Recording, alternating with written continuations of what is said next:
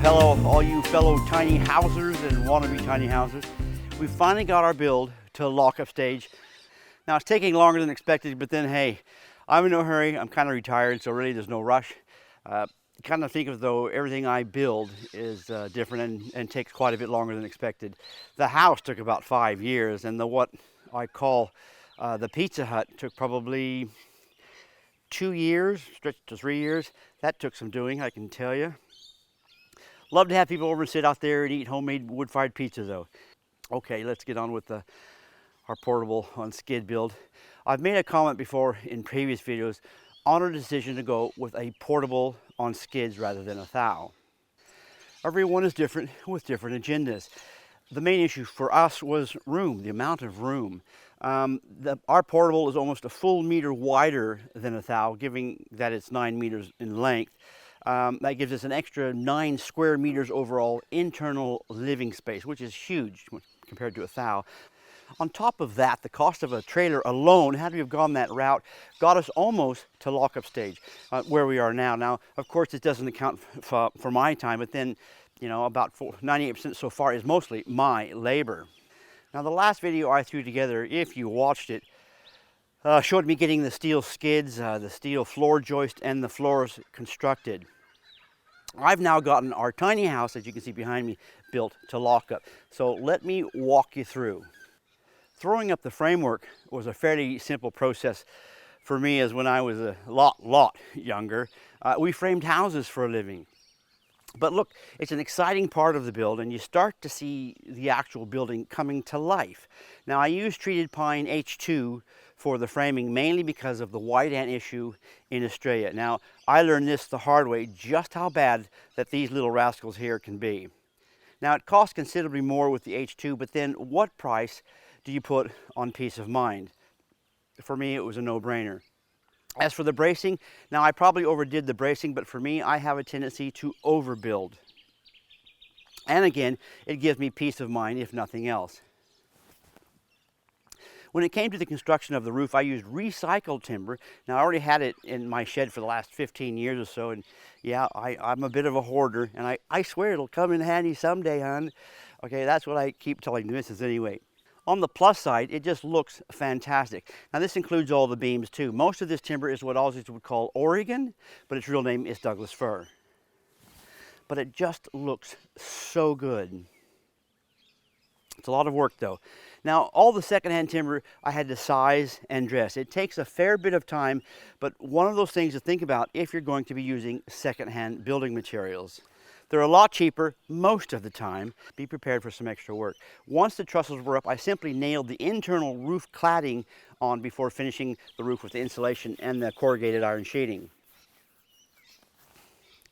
The internal lining that we did use is what I call colonial pine boards. They're also called here, I think, shiplap pine lining, and usually they are made from radiata pine. Now, our first choice for internal lining was to use CDF plywood. We thought by using CDF we could keep the cost, right down. But from pricing other internal linings, and in particular the pine boards, they actually worked out a bit cheaper per square meter.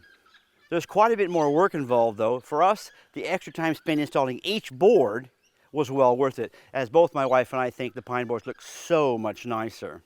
We'll most likely use the same for the lining on the walls. Now, of course, you'll see that in the next video. Now, construction of the roof took me a lot longer again than I had anticipated.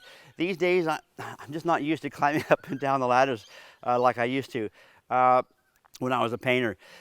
Couldn't slow me down in those days.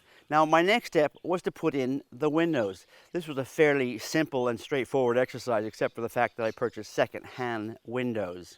The reveals had to be cut back to fit the thickness of the walls. And 2 of the windows were just plain aluminium, that silvery look. So I had to clean those up and paint them. If you don't already know it, there's a bit more work involved when using second-hand materials. But I found over the years, even with the extra attention that's required, I know we are miles ahead on outright cost. All the windows and the 2 wooden doors at the front cost us about $600 all up. New would be several thousand dollars, like in the order of $10,000 or so. So the missus and I are pretty happy with that. It pays to shop around at all the secondhand shops. Putting on the external corrugated cladding I found also to be an exciting part of the build. You know it's becoming waterproofed and warm and cozy inside. And simply, you're making progress. Okay, it just gives you a good feeling all over. Now, as I had some cladding at 9 meters in length on the back wall, I got a friend to help me with installation. Now, we had all the external cladding up in just over a day. From that point, it probably took me another week to finish off all the little odds and ends.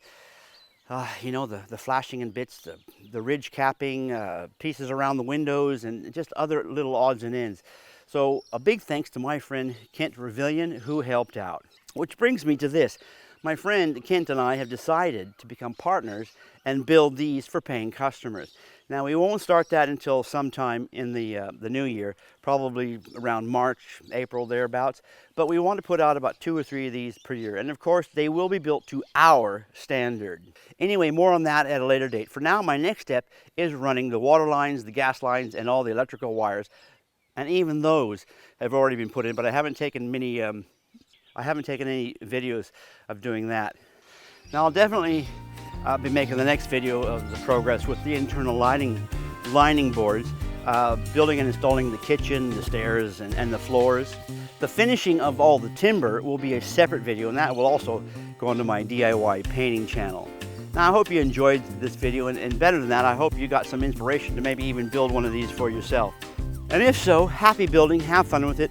They make the perfect, affordable start for a young couple. Until next time, I'm Rick. Stay safe. The next video should be out soon, but it'll take longer than expected, like everything else. So long for now, everyone.